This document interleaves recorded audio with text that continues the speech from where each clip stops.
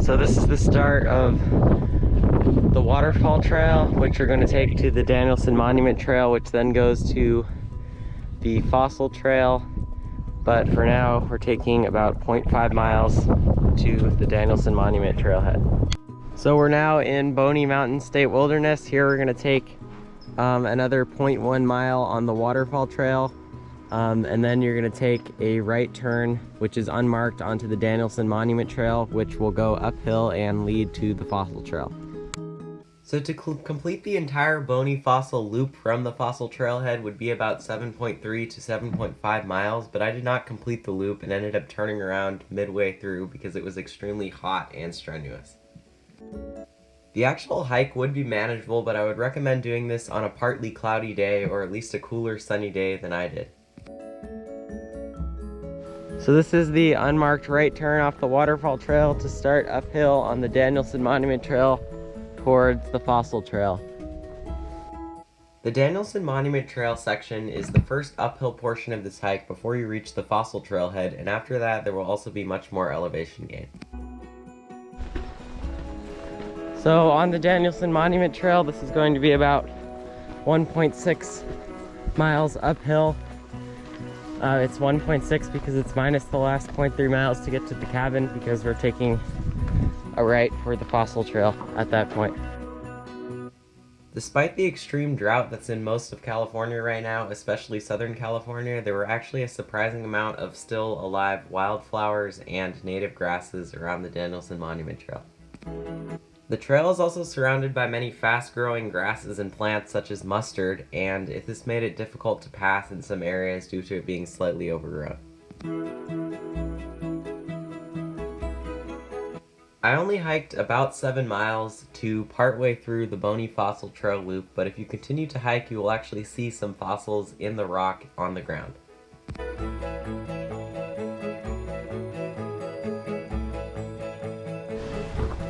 So most of the Danielson Monument Trail uphill, especially in late spring, early summer, as it is May now, the plants are going to be pretty tall on the side, but it shouldn't be that difficult to pass through.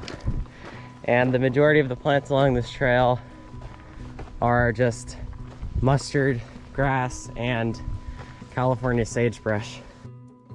There were also some remaining arroyo lupines and some other species of wildflowers, although they aren't in peak bloom season anymore. Again, especially if it is a warmer day or a fully sunny day, be aware that when you go onto the Boney Fossil Trail loop, you may not be able to complete it, and if you don't complete it, you can always turn around and come back downhill on the Danielson Monument Trail, as I did.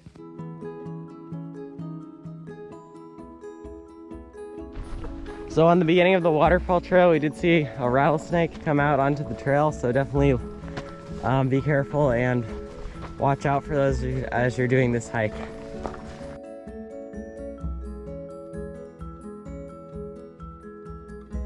The Danielson Monument Trail also has some of the better views on this hike, so be aware of the great photo opportunities and the mountain views, as well as views of Newbury Park and Thousand Oaks areas. As far as I know, the Danielson Monument Trail leading to the Fossil Trailhead is going to be the most difficult part of this hike, because the majority of it is uphill, but you'll get some great views of plants and wildflowers on this trail and some wide views of Newbury Park and mountains in the distance at the switchbacks.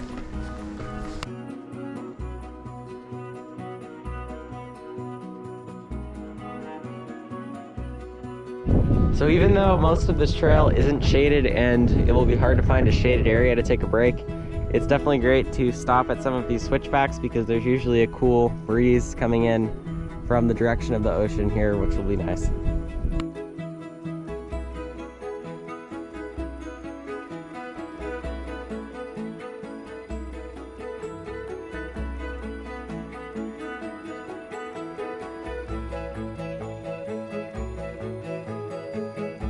I notice now this area on the Danielson Monument Trail actually stays pretty green and alive even through May, where most of the other areas are just dry brush, which is definitely nice to see, even though this area is in a pretty severe drought right now. we've reached mainly the end of the uphill portion of the Danielson Monument Trail. I'd say we have about 0.4 or 0.5 miles left until the Fossil Trailhead, and this area is mostly flat, which should be easier, although it is still in the sun. Pay attention to, there's also some great photo opportunities along here with the mountain views, and especially the remains of the burnt trees among all the wildflowers on the sides of the hill.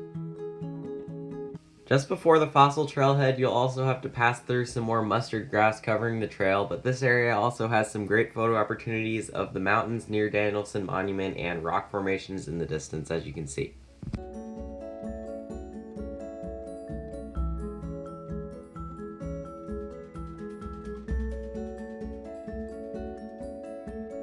So this is the switchback where you would normally continue straight to get to the Danielson Monument in 0.3 miles, but here we're going to be turning right at this sign to go on the 1.4 mile Fossil Trail. The 1.4 miles listed on the sign is actually the distance until the official start of the Fossil Trail, and the Fossil Trail loop itself is about 7.3 miles, which I did not complete and ended up turning around after about 4 miles.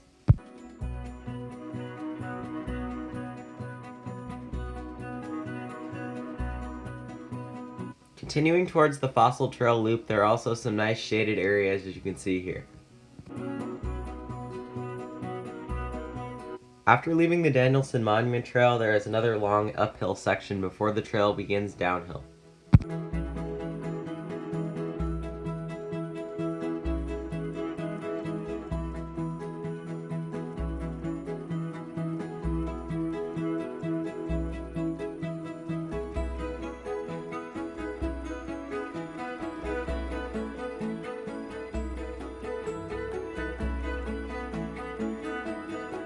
Sometime after leaving the Danielson Monument Trail, you'll reach the peak elevation of this hike, and this will be before the Fossil Trail begins going downhill.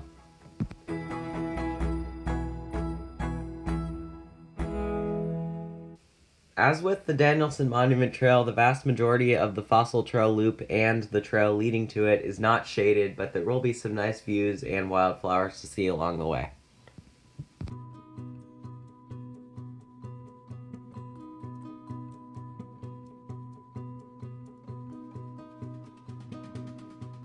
Although the Fossil Trail loop is rated as difficult, if you want to complete the entire thing, definitely leave early and go on a partly cloudy or cooler sunny day than I did.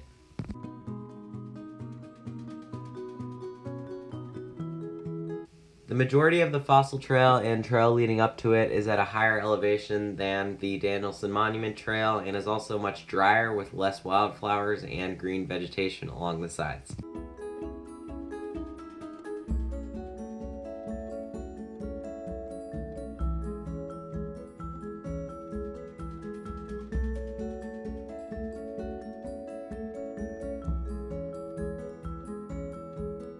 This portion of the trail is great for photo opportunities of rock formations that you get a better view of from here than you would from the Danielson Monument Trail, and you can also see the tree-covered valley and the Danielson Monument cabin below if you look closely.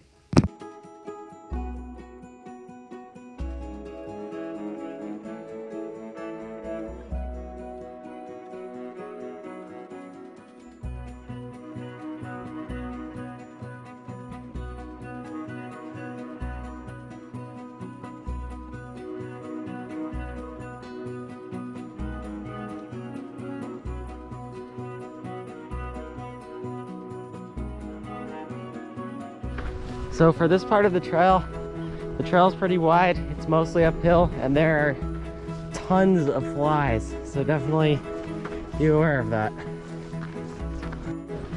So this part of the Fossil Trail just seems to keep going up. I don't know how long exactly it goes up for, but it's pretty difficult at this point because it's straight up in the direct sun.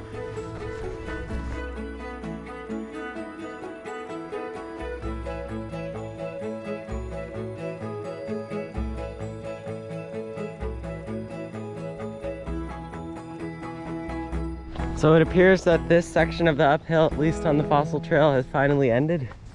We're in a fairly flat, partially shaded area. I'm not 100% sure how much of the trail is left, but this is what it's like for now. So there are some nice viewpoints along this part of the Fossil Trail. You can see, if you looked a little bit past that mountain over there, if that was visible, you would be able to see Magoo Peak. And you can get a strip of the ocean in the distance there. You can see this, the coastal Santa Monica Mountains. You can even see Thousand Oaks in that direction. It's a great view here because we're definitely at much higher elevation than we were at the Danielson Monument Trail. After this viewpoint, the downhill portion of the Fossil Trail begins if you would like to finish the entire Boney Fossil Trail loop. You can also see some chaparral yuccas along this section, which are in bloom from late spring to early summer.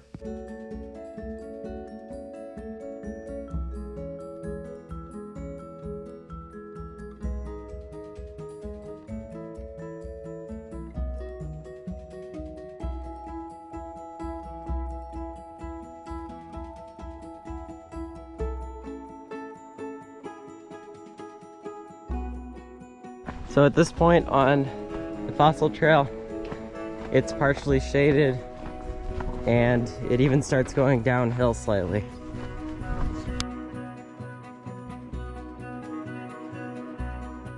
After this downhill portion, the trail will begin looping back through the Boney Mountain State Wilderness.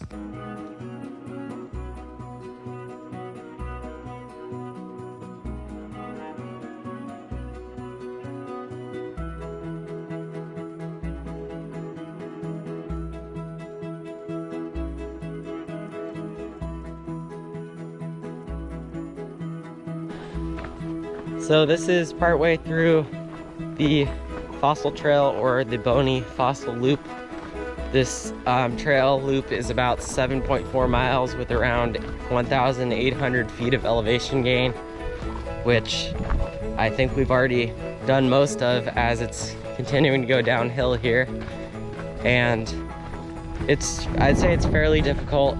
Parts of it are shaded, but the majority of it isn't. And the main part coming here from the Danielson Monument Trail and the start of the Fossil Trail is all uphill.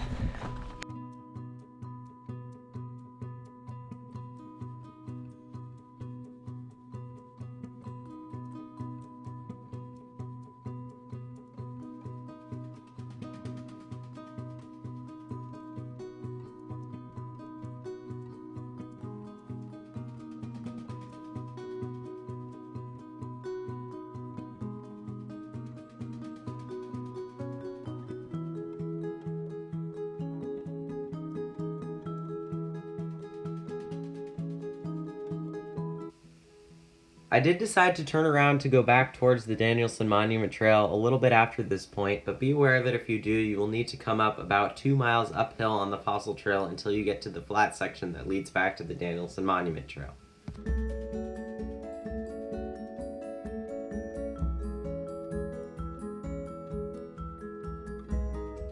Although there weren't many birds on this trail, we did see a lot of these western fence lizards, which are a common lizard of California and other states with drier climates along the trail.